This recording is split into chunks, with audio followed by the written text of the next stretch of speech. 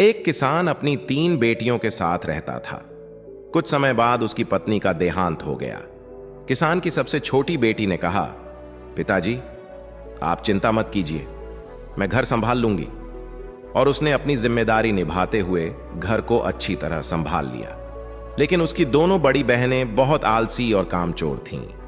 उन्हें कोई भी चीज लंबे समय तक खुशी नहीं दे पाती थी, न नए कपड़े, न जूते और न ही कोई खाने पीने की चीज। एक दिन किसान बाजार जाने की तैयारी कर रहा था। उसने अपनी बेटियों से पूछा, बेटियों मैं बाजार जा रहा हूं, बताओ तुम्हारे लिए क्या लेकर आऊं? बड़ी बेटियों ने तुरंत कहा, पिताजी हमारे लिए लाल और सुनहरे फूलों वाले कपड़े लेकर आइएगा। जब उसने अपनी छोटी बेटी से पूछा तो उसने धीरे से कहा, पिताजी मेरे लिए सिर्फ सुनहरे बाज का एक पंख लेते आइएगा। किसान बाजार चला गया। वह अपनी बड़ी बेटियों के लिए कपड़े तो ले आया, लेकिन पूरे बाजार में खोजने के बाद भी उसे सुनहरे बाज का पंख नहीं मिला। कुछ महीने बाद वह फिर बाजार जाने लगा। उसने फिर अपनी बेटियों से पूछा कि वे क्या चाहती हैं। बड़ी बेटियों ने कहा, इस बार हमारे लिए जूते लेकर आइएगा। छोटी बेटी ने फिर से वही कहा, पिताजी मेरे लिए वही सुनहरे बाज का पंख लेते आइएगा। किसान ने बाजार में पूरे दिन कोशिश की, पर सुनहरे बाज का पंख उसे फिर नहीं मिला। वह अपनी बड़ी बेटियों के लिए जूते खरीद लाया, लेकिन छोटी बेटी के लिए वह चीज फिर नहीं ला सका। छोटी बेटी ने उसे सांत्वना देते हुए कहा, पिताजी चिंता मत कीजिए, वह भी मिल जाएगा। कुछ महीनों बाद जब किसान तीसरी बार बाजार जाने लगा तो उसने फिर बेटियों से पूछा। इस बार बड़ी बेटियों ने नारंगी रंग की पोशाक मांगी, जबकि छोटी बेटी ने वही पुरानी बात कही, पिताजी मेरे लिए सुनहरे बाज का एक पंख लेते आइएगा। किसान ने बड़ी बेटियों के लिए पोशाक तो खरीद ली, लेकिन सुनहरे बाज का पंख उसे अब भी कहीं नहीं मिला। बाजार से लौटते समय किसान निराश होकर घर आ रहा था। रास्ते में उसे एक बूढ़ा व्यक्ति मिला। उसने किसान से पूछा, क्या बात है भाई, इतने उदास क्यों हो? किसान ने अपनी परेशानी बताई। मेरी सबसे छोटी बेटी ने मुझसे सुनहरे बाज का पंख लाने को कहा था, लेकिन लाख कोशिशों के बाद भी मुझे वह नहीं मिला। बूढ़ा व्यक्ति मुस्कुराया और अपनी जेब से एक छोटा बक्सा निकाला। उसने कहा, जिस पंख की तुम्हें तलाश है वह मेरे पास है। यह पंख तुम्हारी बेटी के योग्य है, इसे ले जाओ। किसान ने धन्यवाद दिया और पंख लेकर घर लौट आया। उसने बेटियों को उनकी उनकी चीजें दी। बड़ी बेटियां अपनी पोशाकें पहनकर खुश हो गईं, लेकिन उन्होंने छोटी बहन का मजाक उड़ाते हुए कहा, इसे अपने बालों में लगा लेना, फिर देखना कितनी सुंदर लगोगी। छोटी बहन मुस्कुराई पर कुछ नहीं बोली। उस रात जब सब सो गए तो छोटी बेटी ने बक्से से पंख निकाला और फर्श पर रख दिया। तभी पंख चमक उठा और एक सुनहरे रंग का बाज प्रकट हुआ। पलक झपकते ही वह बाज एक खूबसूरत नौजवान में बदल गया। वह नौजवान इतना आकर्षक था जैसे सुबह का चमकता आसमान। दोनों ने पूरी रात बातें की, लेकिन जैसे ही सुबह हुई वह नौजवान फिर से बाज बनकर उड़ गया। छोटी बेटी ने अपनी खिड़की खोल दी और बाज उसमें से आसमान की ओर उड़ गया। इस तरह उसने उस नौजवान को 3 रातें बुलाया, लेकिन चौथी रात उसकी दोनों बड़ी बहनों ने किसी को उसकी खिड़की के पास बातें करते हुए सुन लिया। सुबह उन्होंने एक बार उसे खिड़की से बाहर उड़ते हुए देख भी लिया। उस दिन खुराफाती बड़ी बहनों ने छोटी बहन की खिड़की पर एक तेज चाकू लगा दिया। रात हुई और जब बाज वहां आया तो वह उस चाकू से टकरा गया। उसके दोनों पंख चाकू की धार से कट गए। छोटी बहन सो रही थी और उसे कुछ भी पता नहीं चला। घायल बाज ने एक गहरी सांस ली और कहा, मैं जा रहा हूं। यदि तुम मुझसे सच में प्यार करती हो तो मुझे फिर से पालोगी, लेकिन मुझे पाना आसान नहीं होगा। तुम्हें धरती के दूसरे छोर तक जाना पड़ेगा। 3 लोहे के जूते और 3 लोहे के डंडे तोड़ने होंगे और 3 पत्थर की रोटियां खानी होंगी। छोटी बहन ने बाज की ये बातें आधे अधूरे शब्दों में सुन ली। वह तुरंत बिस्तर से उठकर खिड़की की ओर भागी, लेकिन तब तक बहुत देर हो चुकी थी। बाज जा चुका था और खिड़की के नीचे केवल खून की कुछ बूंदें गिरी थीं। वह बहुत देर तक रोती रही। उसके आंसुओं ने उन खून की बूंदों को बहा दिया। अगली सुबह वह अपने पिता के पास गई और बोली, पिताजी, मुझे आशीर्वाद दीजिए कि मैं अपने प्यार को खोज सकूं। मैं उसे ढूंढने जा रही हूं। किसान यह सुनकर बहुत दुखी हुआ। उसे नहीं पता था कि वह अपनी बेटी को फिर कब देख पाएगा, लेकिन उसने जान लिया कि उसे जाने देना चाहिए। उसने उसे आशीर्वाद दिया। छोटी बेटी ने 3 लोहे के जूते, 3 लोहे के डंडे और 3 पत्थर की रोटियां बनवाईं और अपनी लंबी यात्रा पर निकल पड़ी। वह खुले मैदानों में चली, घने जंगलों को पार किया और ऊंची ऊंची पहाड़ियों पर चढ़ी। चिड़ियों ने उसे अपने गीतों से खुश रखा, नदियों ने उसके पैर धोए और जंगलों ने उसका स्वागत किया। जंगली जानवरों ने भी उसे कोई नुकसान नहीं पहुंचाया, क्योंकि सभी जानते थे कि वह एक बहादुर लड़की है।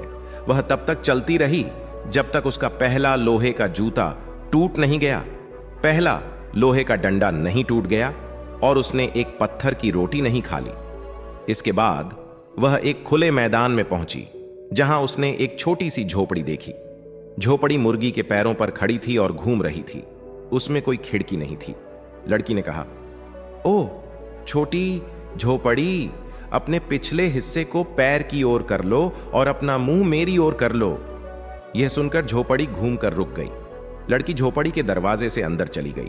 वहां उसने देखा कि पत्थर की अंगीठी पर एक जादूगरनी लेटी हुई थी। वह पतली सी और अजीब दिखने वाली स्त्री थी, जिसकी लंबी टेढ़ी नाक और ठोड़ी तक लटकता हुआ एक दांत था। लड़की उससे डरी नहीं। उसने जादूगरनी को अपनी कहानी सुनाई और उससे मदद की प्रार्थना की।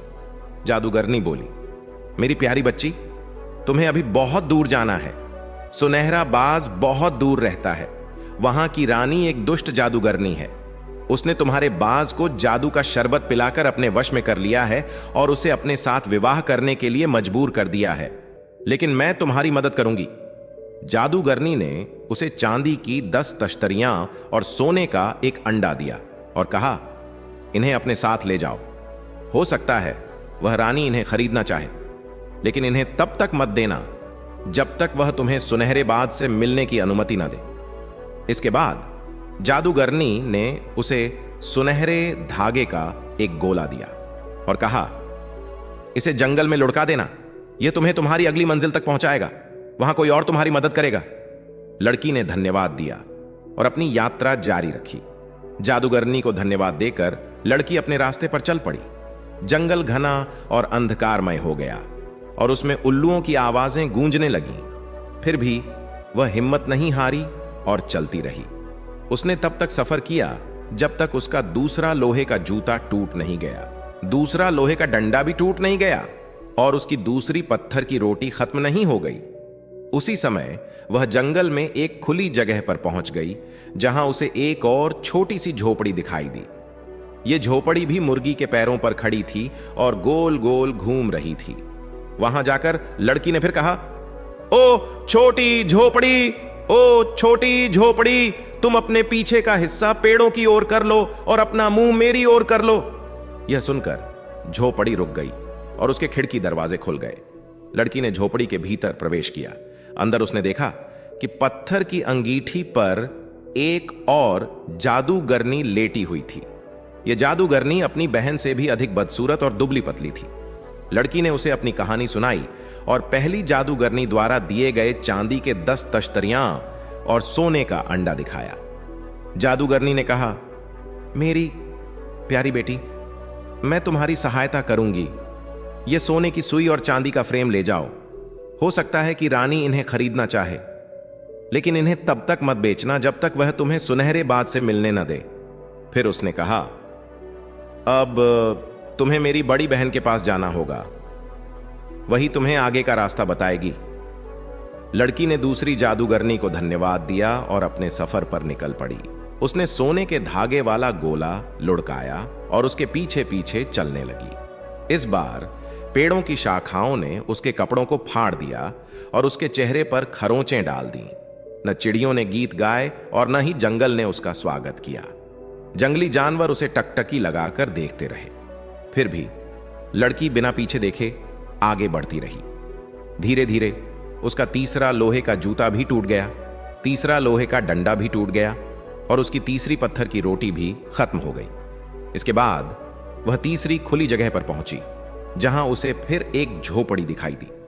यह झोपड़ी भी मुर्गी के पैरों पर खड़ी थी और घूम रही थी। लड़की ने फिर कहा, ओ छोटी झोपड़ी, ओ छोटी झोपड़ी, तुम अपने पीछे का हिस्सा पेड़ों की ओर कर लो और अपना मुंह मेरी ओर कर लो। झोपड़ी तुरंत रुक गई और उसके दरवाजे खुल गए। लड़की बेधड़क अंदर चली गई। वहां उसने देखा कि पत्थर की अंगीठी पर तीसरी जादूगरनी लेटी हुई थी। यह जादूगरनी अपनी दोनों बहनों से भी ज्यादा बदसूरत और दुबली पतली थी। लड़की ने उसे अपनी कहानी सुनाई। तीसरी जादूगरनी ने कहा, सुनहरे बाज को पाना आसान नहीं है। तुम्हें धरती के छोर तक जाना पड़ेगा, लेकिन चिंता मत करो, मैं तुम्हारी सहायता करूंगी। उसने लड़की को चांदी की तश्तरी और सोने की तकली दी और कहा, इन्हें लेकर रानी के महल जाओ। हो सकता है कि वह इन्हें खरीदना चाहे, लेकिन इन्हें तब तक मत बेचना जब तक वह तुम्हें सुनहरे बाज से मिलने ना दे। लड़की ने उसे भी धन्यवाद दिया और अपने सफर पर निकल पड़ी। उसने सोने के धागों वाला गोला जमीन पर लुढ़काया और उसके पीछे पीछे चलने लगी। इस बार जंगल और भी डरावना था। उसने पंखों की फड़फड़ाहट और चिंघाड़ने की आवाजें सुनी। बहुत सारे उल्लू उड़ते हुए उसके चारों ओर मंडराने लगे। चूहे उसके पैरों के इर्द गिर्द दौड़ने लगे और खरगोश रास्ते पर कूदने लगे। तभी एक बड़ा सा भूरा भेड़िया वहां आ गया और बोला, डरो मत लड़की, मेरी पीठ पर बैठ जाओ, मैं तुम्हें महल तक ले जाऊंगा। लड़की उसकी पीठ पर बैठ गई और भेड़िया उसे तेज रफ्तार से लेकर उड़ चला। घास के हरे भरे मैदान और ऊंचे ऊंचे पहाड़ पलक झपकते ही पार हो गए। आखिरकार वे एक सुनहरे महल के पास पहुंचे। महल का गुंबद सूरज की रोशनी में चमक रहा था और रानी महल की ऊंची मीनार से नीचे झांक रही थी। लड़की ने अपनी गठरी उठाई और मीनार के नीचे की ओर चल पड़ी। वहां पहुंचकर उसने बहुत विनम्रता से कहा, महारानी, क्या आपको किसी ऐसी नौकरानी की जरूरत है जो सिलाई, बुनाई और कढ़ाई का काम कर सके? रानी ने कहा, अगर तुम ये तीनों काम कर सकती हो तो अंदर आ जाओ और काम शुरू कर दो। इस तरह लड़की महल में नौकरानी का काम करने लगी। एक दिन उसने सारा दिन बिना रुके काम किया। शाम को उसने अपना सोने का अंडा और चांदी की तश्तरी निकाली और रानी को दिखाया। तुरंत ही वह अंडा तश्तरी में घूमने लगा और उससे घंटियों की मधुर आवाजें आने लगीं। फिर तश्तरी में दुनिया के सभी बड़े बड़े शहर दिखाई देने लगे। यह देखकर रानी आश्चर्यचकित रह गई। उसने कहा, यह चांदी की तश्तरी और सोने का अंडा मुझे बेच दो। लड़की ने जवाब दिया, महारानी, यह बेचने के लिए नहीं है, लेकिन आप इन्हें ऐसे ही रख सकती हैं अगर आप मुझे सुनहरे बाज से मिलने दें। रानी ने कहा, ठीक है, आज रात जब वह सो जाएगा तुम उसके कमरे में जा सकती हो। जब रात हुई तो लड़की सुनहरे बाज के कमरे की ओर गई। वहां उसने देखा कि बाज गहरी नींद में सो रहा था। उसने उसे जगाने की बहुत कोशिश की, उसे पुकारा, उसके हाथों को सहलाया, लेकिन वह नहीं जागा। रानी ने बाज की कमीज में जादू की एक पिन लगा दी थी, जिससे उसकी नींद टूट नहीं रही थी। लड़की ने पूरी रात कोशिश की, पर वह उसे जगा नहीं सकी। सुबह जब सूरज की किरणें कमरे में आईं, तब भी बाज सोया हुआ था। हारकर लड़की को वहां से वापस लौटना पड़ा। अगले दिन उसने फिर से लगन से काम किया। शाम को उसने चांदी का फ्रेम और सोने की सुई निकाली। सुई ने अपने आप काम करना शुरू कर दिया और लड़की ने बुदबुदाते हुए कहा, यह ऐसा कपड़ा बनाएगी जिससे वह अपनी आंखों की चमक को रोज साफ कर सके। इस बार जब लड़की ने रानी को सुई और फ्रेम दिखाया तो रानी ने उन्हें खरीदने की इच्छा जताई। लड़की ने फिर वही जवाब दिया, महारानी, ये बेचने के लिए नहीं है, लेकिन आप इन्हें ऐसे ही रख सकती हैं अगर आप मुझे सुनहरे बाज से एक बार फिर मिलने दें। रानी ने फिर कहा, ठीक है, आज रात तुम उससे दोबारा मिल सकती हो। जब रात हुई तो लड़की एक बार फिर सुनहरे बाज के कमरे में गई, लेकिन इस बार भी बाज गहरी नींद में सो रहा था। उसने उसे जगाने की हर संभव कोशिश की। उसने पुकारा, ओ मेरे प्यारे बाज, मेरे बहादुर चमकीली आंखों वाले बाज, जागो और मुझसे बात करो।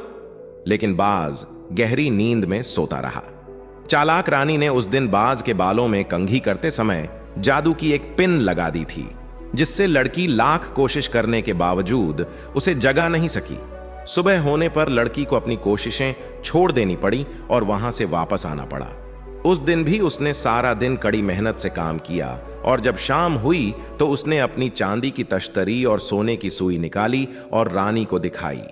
पहले की तरह रानी ने इस बार भी उन्हें खरीदने की इच्छा जताई और लड़की ने फिर वही जवाब दिया, महारानी, ये चीजें बेचने के लिए नहीं हैं, लेकिन आप इन्हें ऐसे ही रख सकती हैं अगर आप मुझे सुनहरे बाज से एक बार आखिरी बार फिर से मिलने दें। रानी थोड़ी सोच में पड़कर राजी हो गई, क्योंकि उसे यकीन था कि लड़की बाज को नहीं जगा पाएगी, क्योंकि आज उसने उसे जादू का शरबत पिलाकर गहरी नींद में सुला दिया था। रानी बोली, ठीक है, तुम उसे आज रात एक बार और देख सकती हो। रात हुई और लड़की एक आखिरी बार बाज के कमरे में गई, लेकिन इस बार भी वह गहरी नींद में सो रहा था। लड़की फिर बोली, ओ मेरे प्यारे बाज, मेरे बहादुर चमकीली आंखों वाले बाज, जागो और मुझसे बात करो। लेकिन बाज नहीं जागा। लड़की नाउम्मीद होकर रो पड़ी। सुनहरा बाज सारी रात सोता रहा और लड़की ने उसे जगाने की बहुत कोशिश की, लेकिन वह नहीं उठा। अब सुबह होने वाली थी, इसीलिए लड़की ने आखिरी विदा ली और बाहर जाने से पहले उसके सिर पर अपना हाथ फेरा। उसका एक गर्म आंसू उसके गाल से बहते हुए बाज के कंधे पर गिर पड़ा। इस जलन को महसूस करके बाज ने अपनी आंखें खोल दी। लड़की को वहां देखकर वह तुरंत उठ बैठा और बोला, अरे क्या यह तुम हो, मेरा खोया हुआ प्यार? कहते हुए वह रो पड़ा और उसकी आंखों से आंसू बहने लगे। वह बोला, तो इसका मतलब यह है कि तुमने 3 लोहे के जूते, 3 लोहे के डंडे तोड़े और 3 पत्थर की रोटियां खत्म की। तुम धरती के इस कोने तक यात्रा कराई। अब हमें कोई अलग नहीं कर सकता, कोई भी नहीं। अब सुनहरे बाज का जादू टूट चुका था। सुबह होते ही लड़की को शाही दरबार में ले जाया गया। वहां दरबार ने फैसला किया कि रानी को देश निकाला दे दिया जाए और उस लड़की को वहां की रानी बना दिया जाए, क्योंकि वह बहुत बहादुर और कुशल थी। फिर वही हुआ और इसके बाद दोनों खुशी खुशी रहने लगे। दोस्तों, कहानी कैसी लगी कमेंट करके जरूर बताएं और वीडियो को लाइक और चैनल को सब्सक्राइब करके बेल आइकन पर प्रेस कर लीजिए, जिससे आप प्राचीन कथाओं और कहानियों से जुड़े रहे। ओम नमः शिवाय।